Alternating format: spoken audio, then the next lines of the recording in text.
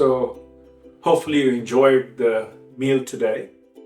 I have talked about the virtues of the Mediterranean diet and the science in an earlier video. But today I wanted to do a deep dive into the star of the meal, pasta. As you know, pasta is often labeled a high carbohydrate food, but its metabolic effect depends on food structure, cooking method, meal composition, and eating order. Refined pasta, although primarily composed of amylose and amylopectin starch, it produces a lower glycemic response than most refined carbohydrates, because of its dense gluten-starch matrix that slows down the enzymatic process. In a classic study by Granfeld in 1991, they found that pasta generated smaller postprandial glucose excursion and insulin response than white bread and or even mashed potato due to its compact structure. The second important point is cooking method. If you overcook your pasta, there is gelatinization and increased access of the intestinal and gastric juices, accelerating glucose absorption. So al dente pasta preserves the structural integrity and slows digestion. Third important point is meal composition, which can further modify glucose response, such as extra virgin olive oil. It can delay your gastric emptying through hormonal feedback mechanism, reducing postprandial glycemia.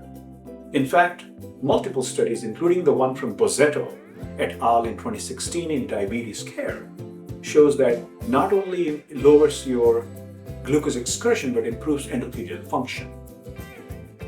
Food order is important. A study published in 2015 shows that consuming vegetables and protein before carbohydrates can lower the postprandial glucose rise by 37% and improve incretin response in people with type 2 diabetes.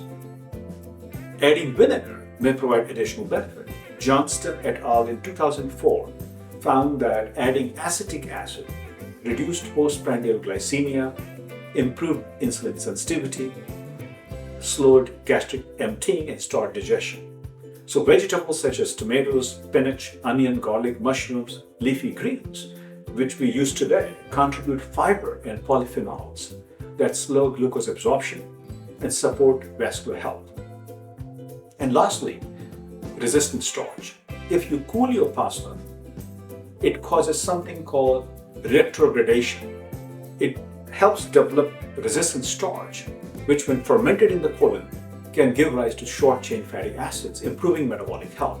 In fact, a study published in 2021 found that chilling and then reheating pasta produced a lower glycemic response than freshly cooked pasta.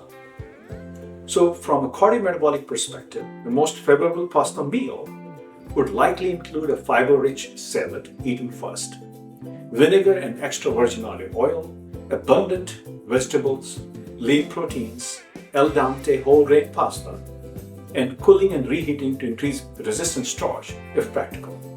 Ultimately, finally, postprandial glycemia is determined not only by carbohydrate quantity, but also by food microstructure, thermal processing, meal sequencing, gastric emptying, resistant starch formation, and enteroendocrine regulation of glucose metabolism. I welcome you to the revolution and to begin your own journey to health and happiness. Thank you for watching.